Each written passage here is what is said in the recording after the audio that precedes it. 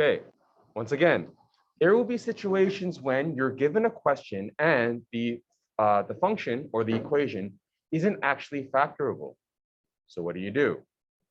When it asks you to solve, in other words, when you're asked to find the x value, by habit, I hope that you will put all parts of the function on one side, so every single term, and you make that polynomial equal to 0, and then go from there. So I'm going to go quickly, subtract 3x cubed from both sides. This becomes 1x cubed. I'm going to subtract negative 2x squared on both sides. It's going to be negative 1x squared. I'm going to add, so I have to do all this, right? I have to add x, so I'm adding x on both sides. This becomes negative 9x. I'm going to add a 4, so I have to add a 4 on this side. This becomes negative 9 and add 0. So how to solve this? Does that look familiar? Right? Anytime you have a 0, you're basically doing this, right? We want to create binomials. We want to create brackets that will equal 0. Figure out what the x's are. So what's next? I have with me a polynomial, and your goal is to factor it out. Yep.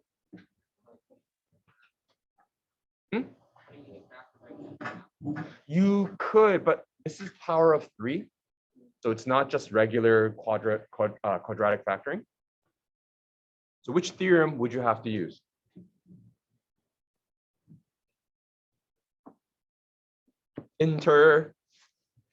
Integral, yeah, integers, right? So this value of a is a 1. So by integral 0 theorem, I know that my x minus b, is going to be, that's going to be a factor of 9. Okay, all right, let me do this. The root will be plus minus 1, plus minus 3, or plus minus 9. So all multiple or all factors of the last term is what we're looking at. So let's test it.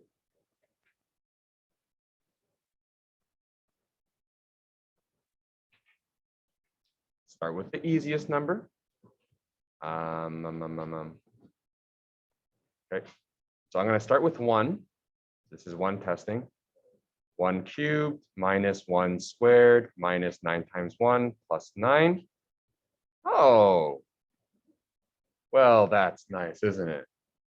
So I know if the root positive 1 works, that means the factor is going to be x minus 1, right? X minus 1 is a factor because positive 1 works. Do you see it? Please don't be confused.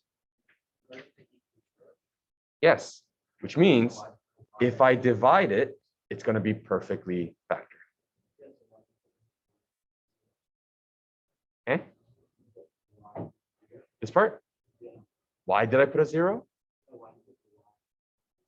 Oh, it's just a way of writing a 0. You know how sometimes some people, like if you know, 0, okay? Some people put a line through it to distinguish between the letter O with the number 0. That's all, yeah. So I'm going to use synthetic now. I'm going to bring this over here. I will use synthetic to factor this out properly. That's not very clean lines. I think we just started, no worries. You didn't miss anything, okay? I'm just looking at an example where rational 0, rational 0, integral 0, the 2 theorems. We're just learning how to use that in different types of questions. And that's basically going to be the rest of this week. Okay, so this is 1, negative 1, negative 9, and 9. The root is positive 1. So you can do this on your own if you want to, but there it is. So that means the original equation is going to be X minus 1, bracket, bracket, x squared plus 0x minus a 9 with no.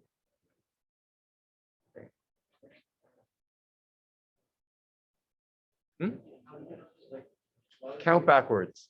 This is a remainder. That's x to the power of 0. That would be x to the power of 1. And this would be x to the power of 2. I'm just counting right to left. And then I'm just dropping it down. What's next, Lana? Excellent. So you develop the i's. This is a difference of squares. So that's x, 3, 3 plus minus. And there you go. And you thought all that practice in grade 10 and 11 was a waste of your time. No, you can do this like that. Yes. I don't know if it was one, but I just factored it. And I got the same answer. I got that. You just factored this on your own?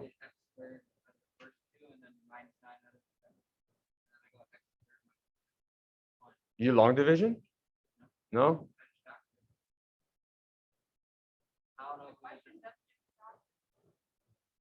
Oh, factor by grouping. Yeah, I guess you could. That makes a lot of sense. Wah, wah. Sorry. Yeah, you're right. I didn't even read my own. Like, I made this, by the way. I made this. I don't know why I didn't even think about that. Yeah, factor by grouping. You can totally group this common factor, group this common factor with the plus in between, and you'll get the same answer. How did I not think of that? Yes, I need more practice too. Yes, Yusuf. If it works, absolutely. Yeah, if it works. Would it work like normally or? It's possible. I have no idea. So again, I don't want to check to see and end up with a dead end.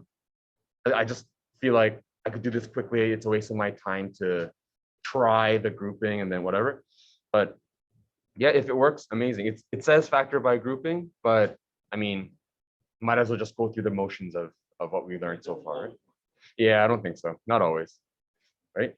It has to be perfectly factorable. Like if I tell you in the question that yes, it's going to be perfectly factorable, then most likely it will work. Chances are that there's a good chance that it will work. But what if there's a remainder? You don't know, right? It could be a remainder or it could be something else. Anyways, so solve. Therefore, x is going to be 1, -3, and 3 when the function or when the equation, when this equation equals that equation. So I'm going to say when 4x3 plus x squared minus 10x plus 5 equals, I know this is a lot of words, but and I'm running out of space, but I hope you understand what I'm trying to say. You have to have a final therefore statement. Yes.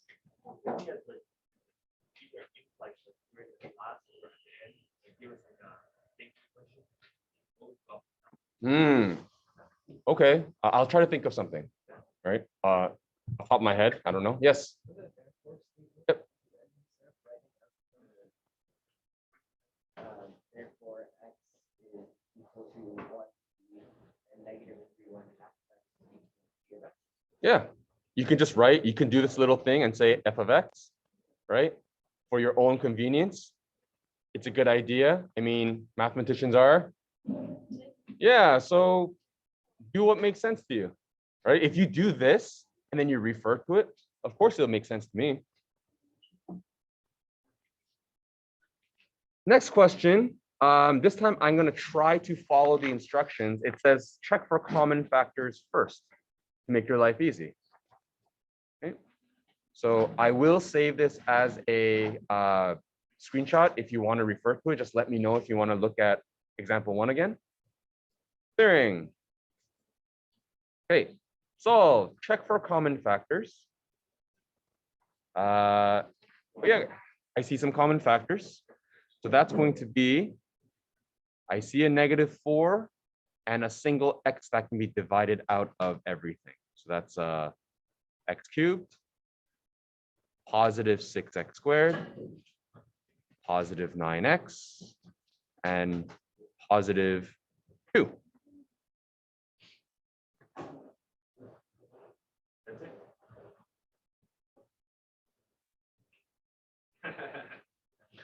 What does the question say? It says solve. In other words, tell me what values of x makes this work. You already found one. What is that?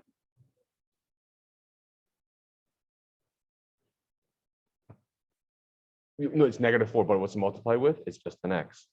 So how do I make that bracket equal to a 0? Well, x must be 0. We found one already. That doesn't quite help us factor out the rest, right? So let's leave that aside for now. By integral 0 theorem, if x minus b is my root, that means b must be a ±1 or a ±2. So I'm going to test it. Let's try 1. 1 cubed, 1 squared times 6, 9 times 1, plus 2. That is not equal to a 0.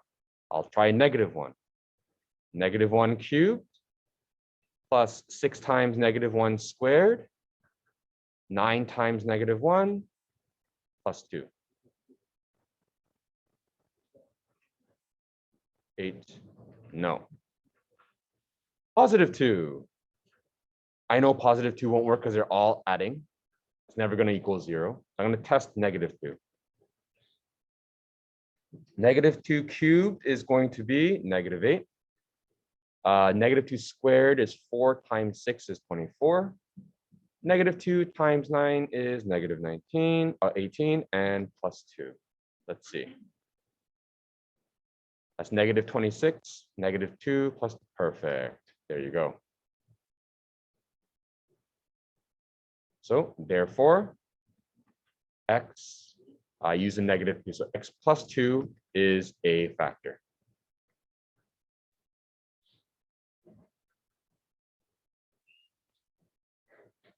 Yes, Mason? On the test, like if we're going for one, like we like +1. Uh-huh. Like you just said you could instantly know that's equal to 0. You can just say we put the equal to 0 sound without solving. Yeah, I did it in class. You can do it in test too.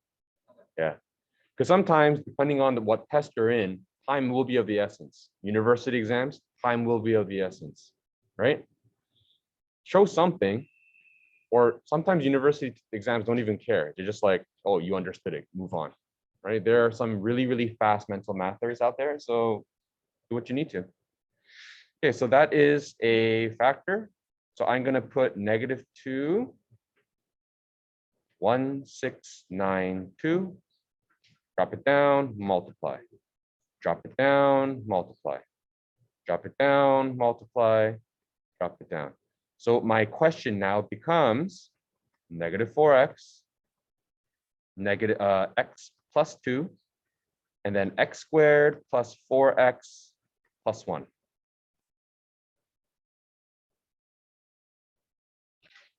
Equals 0.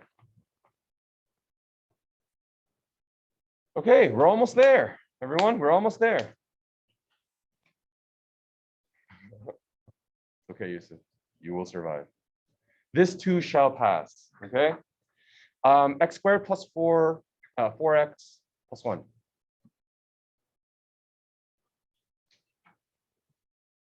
What two numbers multiply to 1 but add to a 4?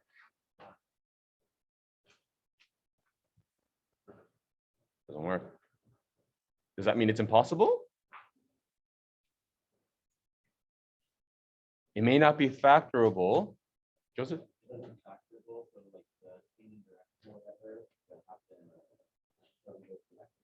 It's possible if this is a 0 and that's a -2, it is possible that we have something like this. It is possible, but just because it's not factorable doesn't mean it doesn't exist. If it's not factorable, you first want to test quadratic formulas. It could be a crazy decimal. You don't know. So we're going to try it. I'm going to test the discriminant. That's a b squared minus 4ac. 16 minus 4 times 1 times 1. Oh, it exists. It's a positive inside the square root. It does have another 2 zeros, but it's not a nice clean number. It's a decimal number. Yeah. So because I tested the discriminant, I already figured out the plus minus portion. So if you remember, the quadratic formula is negative b plus minus b squared minus 4ac divided by 2 times a. So it exists. I'm gonna bust out my calculator. So negative 4 plus root 12 plus root 12 divided by 2 is negative 0.27 rounded, or negative 4 minus root 12 divided by 2, which is negative 3.73. So I've got 4 x-intercepts. So again, nothing new, but another extra layer you need to watch out for that builds from grade 10 and 11. All right. And so if I did a quick sketch of the graph, it would be, let's see, a negative 3.7. Let's see, negative 2, negative 0.27, and a positive and a 0. Right? So x is 0 from this, x equals negative 2 from here, and this tells me x could be negative 0.27 or negative 3.73. And this is a negative, isn't it? It's a negative leading coefficient, so it's actually going to go down. And my y-intercept is at 2. No, it's at 0. It's going to be something like this. If I had to sketch it. Question? Like the quadratic function in the binomial way, we do it x minus.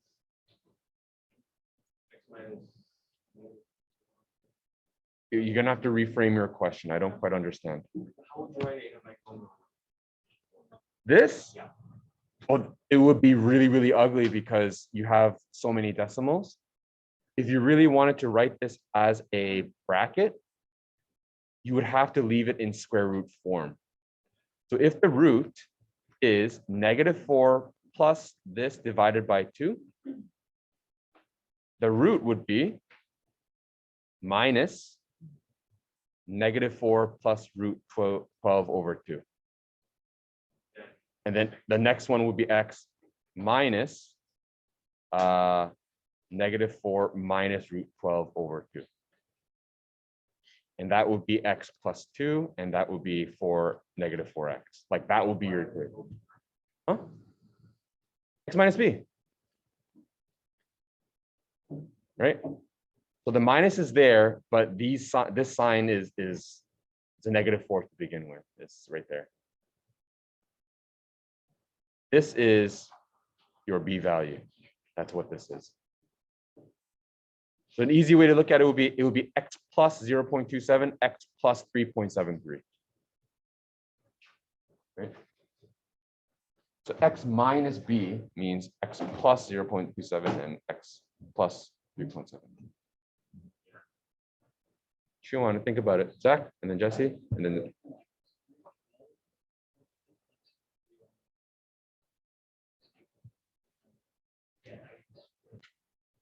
Oh, okay, everyone. I'll just do this once, all right? This is something that I expect you to know. You know what I did here was the quadratic formula. You know that the quadratic formula is negative b plus minus b squared minus 4ac divided by 2a. I calculated this first, right? And then so I just plugged it in. This is negative b, and that's 2a. Yeah, I did this part first. And I always do it first because I want to see if it exists or not. If I do this and I get a negative 12, do I have to do the rest? Do I even have to waste my pen strokes? No. That's why I check it first to see if I have to do any more work than I have to. Yes, ma'am.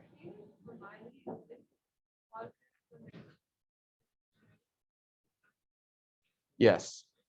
Don't even think about it that way. If there was a negative in there, can you solve it? Then there's none. There's no possible answer. But if it's a positive, can you solve it? Of course.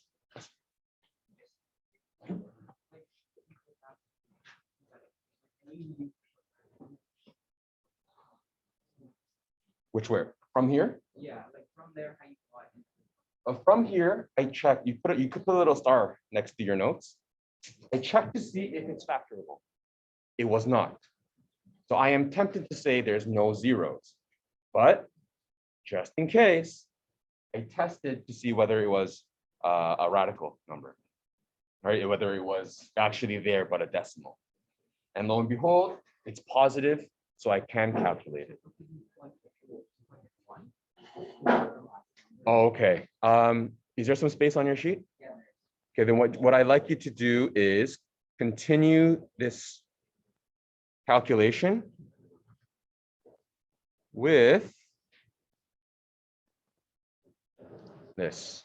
Put a little star. X squared plus 4x plus 1, right? Not factorable. Therefore, check with quad formula.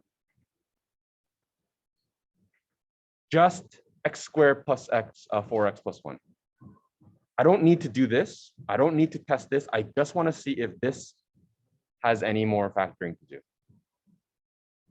You get what I'm saying? So my A value is a 1. My B value is a 4. My C value is a 1.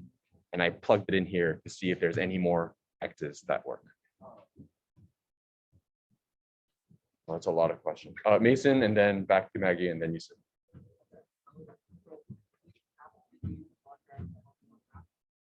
Well, how else are you going to check?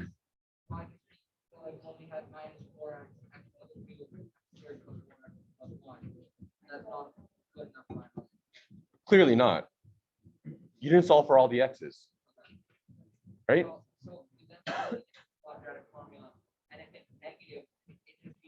Then if it was a negative, that means this point and that point doesn't exist. It would have been something like, so the -2 and the 0 are the only ones available. It'll probably be something like, actually, I have no idea. Maybe it's something like that. I don't know. Okay, probably not the case. It's probably something like this, right? But it would not touch the x-axis, and we have no other information. The only way you can confirm is through technology, but I don't care about that. I'm only seeing whether you can go further. Yes. Oh, Maggie. Yes, of course. If the square root was a 0, what's the answer of square root of 0? 0. So if I plus a 0 or minus a 0, does that change the answer? No. That's why whether I plus a 0 or minus 0, I only have one answer, so only one x-intercept. Okay. So in grade 10, teachers told you to memorize, if there's a positive, you have 2. If there's a negative, you have none. And if it's a 0, you have 1. But that's not something you memorize. That's something you just see, and it's logically the only possibility. But anyways, I digress. Yusuf? Oh, that was the question. Yeah. If you think about it logically, if it's a positive, you get 2 answers. Therefore, you must have 2 x-intercepts, right? It's not supposed. It wasn't meant to be an extra thing you memorize. Okay, is that clear? Yep. The A is the x squared, B is the grade, not You're going from left to right, not right to left. Yes. So this is my, as always, it's always ax squared plus bx plus c. So those three are used for the quadratic formula. Woo! This is good. I'm going to try to rush this last question because in about 7 minutes, I believe we're going to get a guest to speak about your grade 12 year. Yes, Mason. That kind of question, is it like the easiest type of question on this task, or like the hardest type of question on this task? It is a level that I expect you to know. Well, you expect us to know everything. Well, my difficult and your difficult might be different. Like, I mean, are there going to be easier simplifying questions? Depends on how many marks I ask for. If it's a 3, 4, 5 mark question, of course it's going to be more difficult because you're doing more works for me.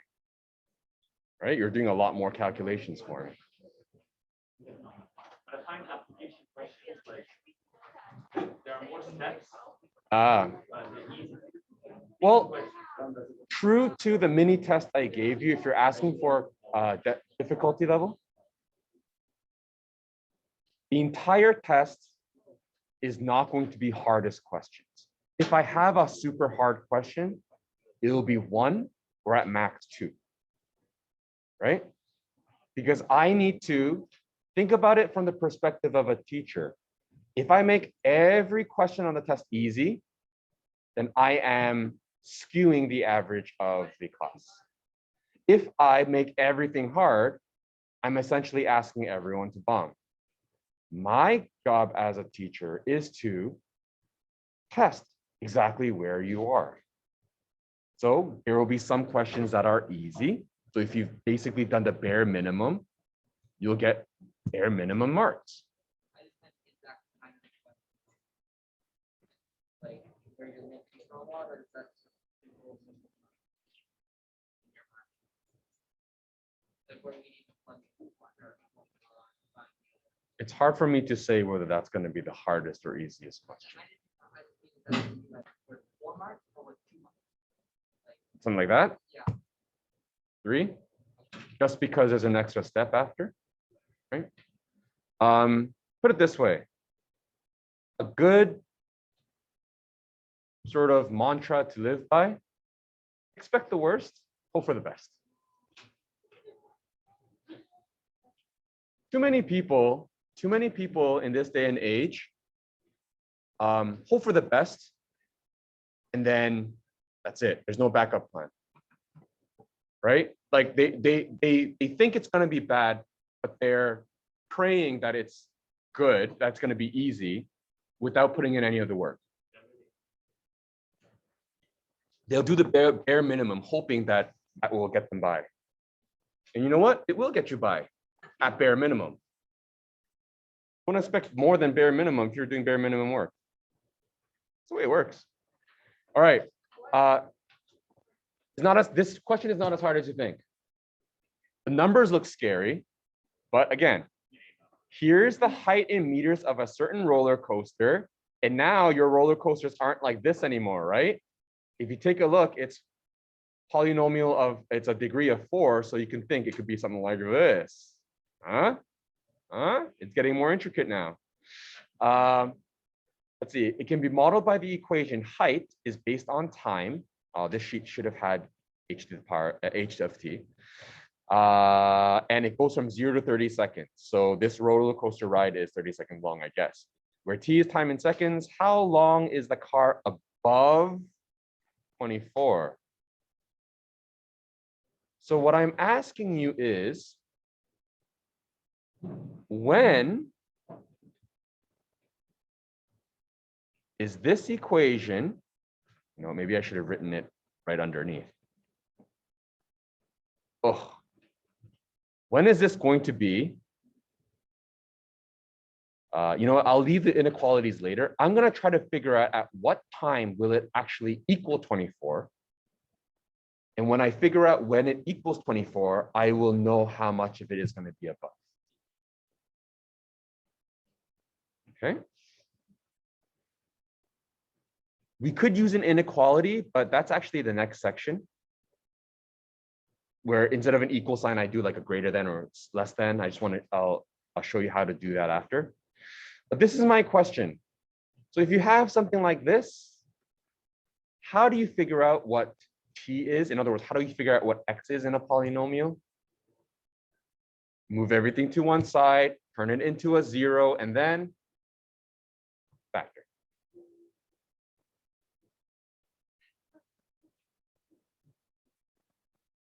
Plus.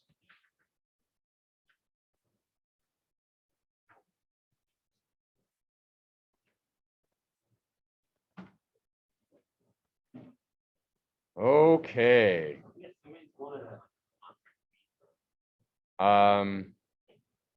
It's not about speed, it's just about height. Where is the height? Yes.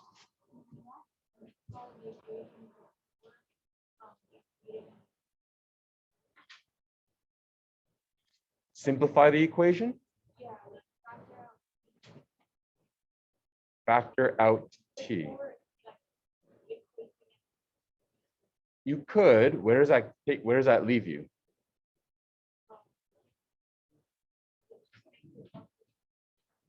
Possibly. But if you did, you'd get something like this.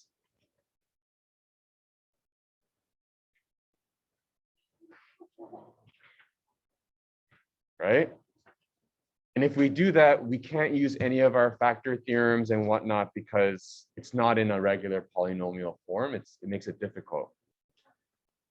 So let's start off by, let's get rid of this negative 0.001. I'm going to divide everything by negative 0.001. So this becomes this positive t to the power 4. Dividing by a negative 0.001 means this is move the decimal 3 points down. This is 59 t cubed. Subtraction 1, 2, 3. Positive 1190 t squared. Negative 1, 2, 3. 9400 t. Positive 24000 equals 0.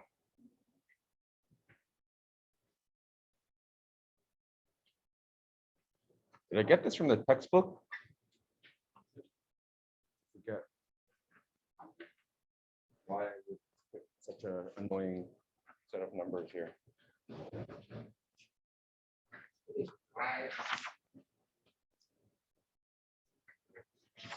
And if I did get it from the textbook, I'm sure I would have given you a way out.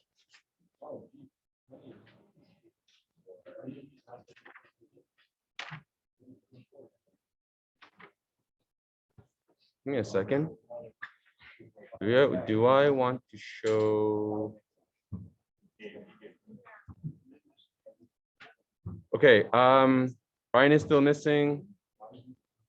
You are here. He probably came at like, I'm gonna just say 15. Nathan, you spoke with me, so I just put you as late. Okay. Oops. Give me a second.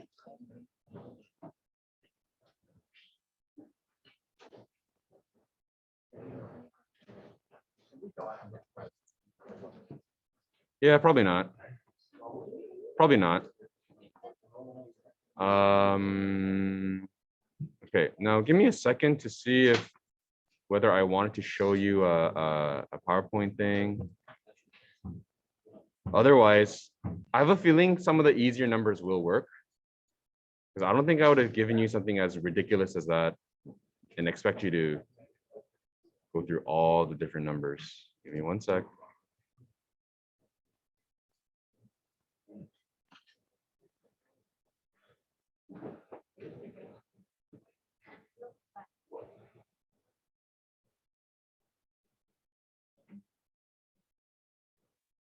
Oh yeah. Yeah. So I did mean to give you something easy. I'm gonna give you a freebie again, just to show you that even in something like this, the remainder theorem and whatnot, the radical or rational or integral zero theorem works, I wanted to give you a big number. That's what the train of thought was. Could someone repeat to me what the actual equation turned into? It was t to the power of 4, 59 t3, 1120, 11. Okay, and then okay, I can fill in the rest because the numbers are here. Minus, right. Plus. Like that? All right. And hi, welcome. And we'll put a stop to that. Yeah, I'll put up the, yeah. Yes. Yes, we divided it out because the other side is a 0, so it just disappears and we don't have to worry about it. Okay. At the same time, okay, I guess I'll have to write that one more time after. Here we go. Where's my email? And then the visitation.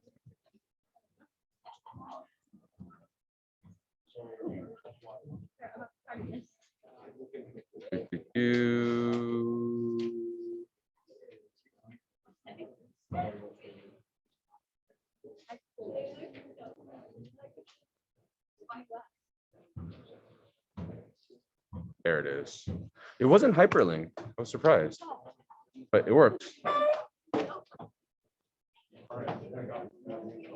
Oh, I should also sort of stop recording.